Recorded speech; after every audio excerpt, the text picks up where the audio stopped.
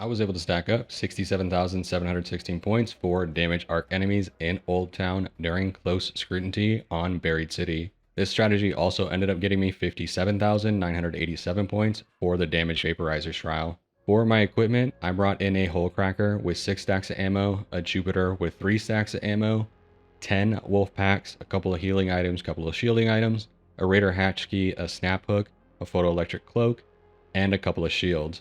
I did bring in 2 stacks of adrenaline shots, but one modification I would make is drop one of those stacks out for a set of zip lines. Once I spawned in, I headed for Old Town. If you're not sure, Old Town is this section of Buried City. Keep in mind for this challenge, you will only get points if the enemy is in Old Town itself. You can't shoot at enemies that are outside of Old Town and stack up points if you're in it. They have to be inside the area with you for it to count. As a good basic rule of thumb, the freeway is essentially the outline for how far Old Town goes, but I would even recommend playing a little bit more towards the center of Old Town just to safeguard yourself from losing points for hitting enemies that are near that freeway. Now, if you're not familiar with the Vaporizer's attacks, there are 2 unique attacks that it uses. As far as I can tell, its attack pattern is it will usually use one attack while it's full health and when it's not been damaged a whole lot, and then it will swap to its more powerful attack once it starts to take damage and it starts to get hurt. Its first attack is essentially a charged up sniper shot. The sniper shot fires 3 individual projectiles and it will do instantaneous damage to you if you're within line of sight of it. It is essentially a hit scan version for the Vaporizer, so you need to be completely obscured from it if you don't want to take that damage. That attack won't leave behind any sort of AoE damage effect like fire or anything like that, so once you've dodged it, you are safe to peek back out and continue to do damage to the Vaporizer. The second attack is essentially the Queen's laser beam. It will shoot out a laser and it shoots that laser for about 5 to 10 seconds, and anywhere the laser touches, the area catches on fire and the fire spreads a little bit like a firewall. Not as much as a fireball, but it does spread just a little bit. So keep in mind that even if you're not directly in the laser beam, you can still take the fire damage from the laser beam's attack. Now, the laser beam will do a ton of damage to you, but it's the fire that will really wear you down over time. The fire AoE will take out at least half of your shields and anywhere from 15 to 25% of your health, depending on how long you were in the fire for. And that is just if you happen to touch it for a second, maybe even 2. It will drain your meds super fast and it can break your shields even faster. So you have to be careful about taking that sort of damage persistently throughout the game. Now, I had a little bit of a slow start here, and then a raider showed up and made me feel a little bit uncomfortable. So I was a little bit thrown off at first, and I had to manage a little bit of my concerns with this specific raider, and I'll talk through that as it happened. The intent for me was to use my wolf pack to take out the Vaporizer, but for whatever reason, it seemed to not do a ton of damage, so I got stuck in an awkward fight with not really a good angle to fight the Vaporizer, and no real cover for me to dive into. So it did take a little bit more time than I wanted to take out this Vaporizer. And then a random raider showed up and started looting it right after I took it out, which was an automatic warning sign for me that I shouldn't trust this individual. As I was distracted a little bit about them and being a little bit concerned I was about to get shot in my back, I ended up getting bullied by a hornet and shocked a couple of times. So a pretty rough start for me. But once I got to the central zone where I ended up staying for most of the match, it really started to flow. So after taking out the Hornet and looting the energy ammo off the Vaporizer, which I needed to make sure that I had for using the maximum amount of my Jupiter, I ended up moving more towards the center where the Assessor spawns in Old Town. Now, as I was running that direction, the Raider ended up following me and used the "Wanna Team Up" emote. Now, in general, for me, just based on how I deal with Raiders, the second I hear somebody say "Wanna Team Up" during a solo trial, I automatically think they're an enemy. That doesn't mean that I'm going to turn on them and shoot them and take them out immediately, but it means I'm going to move very cautiously and pay very close attention to what they're doing. If you want to think about this from a strategic standpoint, while it might be a nice offer to play with other raiders while you're doing trials, each raider that you decide to play with while you're doing solo trials is essentially you accepting that you're going to take 50% less points because you're playing with that other raider. So there isn't really a big value in playing with other people when you're doing solo trials. So just keep that in mind, that the best thing that you can do when doing solo trials is just play solo. And honestly, don't trust anybody, but don't let that distrust of other raiders mean that you need to be mean or play a specific way. Just protect yourself at all times. So once I got over to the area where the Assessor spawns, this is where the points really start to stack up. And this is how you're going to want to use your wolf packs for ensuring that you're maximizing your score. Now keep in mind, when you throw your wolf packs, they're going to split off and do damage to a bunch of different enemies. So it's actually in your benefit to throw wolf packs when there's a lot more enemies on the field, even if that means some of it splits off and goes into a vaporizer shield. Because generally, as far as I have seen, when you throw a wolf pack, it tends to split off individual parts of the wolf pack to the smaller arc enemies like hornets, fireflies, and wasps, and will usually one-shot them with those individual projectiles. So if you have a group of those flying around as well as some rocketeers and a vaporizer, you can essentially still get a maximum amount of your wolf pack, or even 75% of it, by just throwing it into a group of enemies. Now, what I was doing when I was in this area was I was trying to shoot a vaporizer to force its shield to come up and then use a wolf pack towards that specific vaporizer. So at the very least, a good portion of the wolf pack would go to it and it would stack up a ton of damage.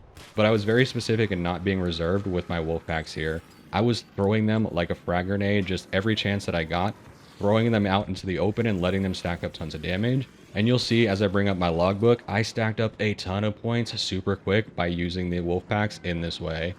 So part 1 of this is understanding that when you have the assessor spawned in Old Town, you need to be using your wolf packs frequently. Make sure that you're absorbing as much of the damage and as much as the trials points as humanly possible.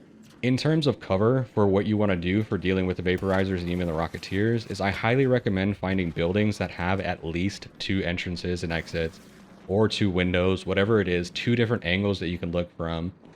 You want to essentially rotate from one to the other, and as you rotate between them, you can dodge most of the damage because the enemies will fire at the window you were at, and you can rotate to the other one to get a different angle and do damage from that direction. Now, as I was trying to do this, that raider who made me feel a little bit on edge earlier kept getting in my way and kept looking out the same doors and windows that I was looking at. So at that point, it's kind of strike 2 for me. I'm like, I really don't trust this raider. They could really just be a new player and really just not understand. But for me, with the idea of not trusting other raiders, I decided, no, I really can't trust this person. So I kept paying attention to what they were doing and how they were moving. Once all of the enemies from the assessor were taken out, I decided I wanted to rotate out of this spot. There was a lot of foliage that was in my way for a lot of this rotation, and it just really wasn't the most fluid process for me, and I couldn't see a whole lot of the sightlines that I wanted to. Thankfully, I had the Wolfpacks which did the tracking for me, but as I'm trying to use a Hole Cracker or my Jupiter, it just wasn't super fluid for me. As I moved out to get a little bit more energy ammo off another Vaporizer, that same player from the beginning of the game flashed their flashlight at me, and that's when I said strike 3, nah, I really can't trust this person, I need to get myself to safety. So I grabbed the energy ammo and then I used my snap hook to get on top of a roof and move myself into another area.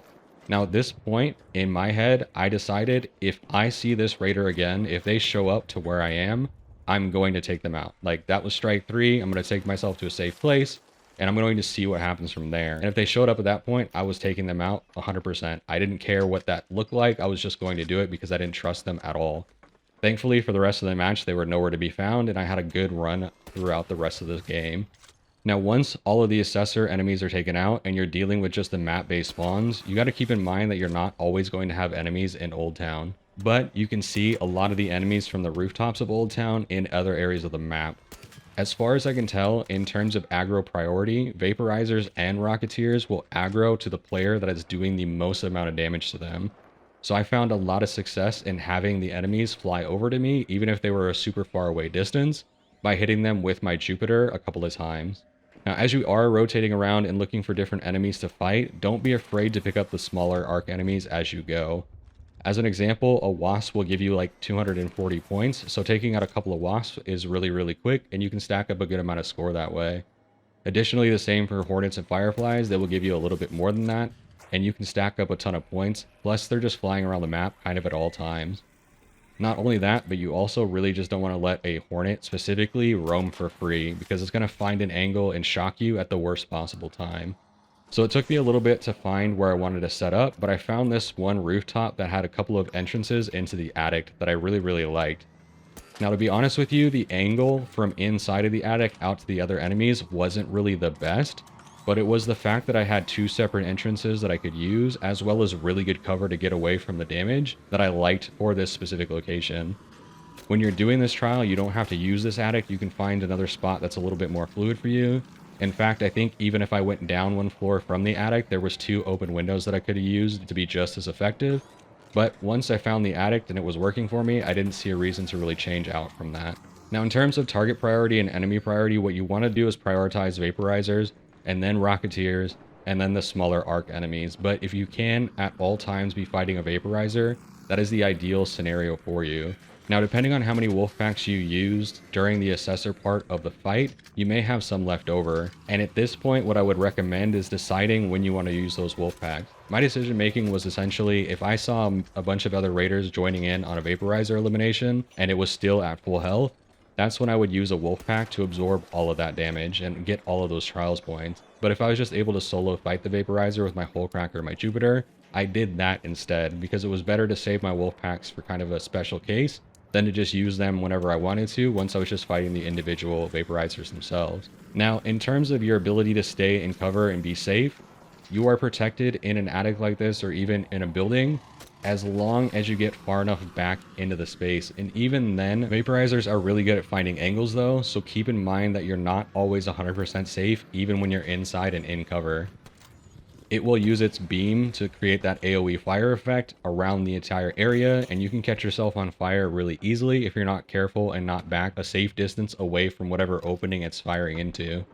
Now, in terms of strategy, at this point, all I was doing is just rotating in and out of this rooftop and picking up enemies and pulling them to me. I didn't try and ego the Vaporizers, and I highly recommend you don't either. They will punish you immediately if you try and play out from cover or anywhere that you can't get behind something that blocks their attacks completely. Now, lastly, the thing you want to keep in mind is that you can use your Raider hatch key here, and you really should. Don't take the risk of trying to extract at a normal extraction because you're putting your trials points into the hands of somebody else. This addict ended up being really OP for getting out at the last minute. I was able to just drop down from the addict into the lower floors and then out onto the actual streets itself. From the streets, I was totally protected from the lines of sight of the Vaporizer, and I was able to walk right over to the Raider hatch easily on my way out. Now, I do recommend trying to pick up some points on your way out, but you need to make sure you're in the Raider hatch with time left on the clock. You can't get in the Raider hatch at 0 seconds remaining. You'll be eliminated and you'll lose your trials points. Now, as I was trying to get out, I'm not going to lie to you, I potatoed some shots. My adrenaline was so high from that round, and I was realizing just how locked in and how many eliminations I'd got, that I was shaking, literally shaking towards the last 10 to 15 seconds, and I missed so many shots on these enemies. But I was able to get it done, get them eliminated, and get into the Raider hatch to get back to Speranza safely. Once you've stacked up enough eliminations and you're happy with your score, head back to Speranza, collect any loot if you haven't already, and watch your score fly up the leaderboard. That's going to be it for me today, y'all. Thanks for watching.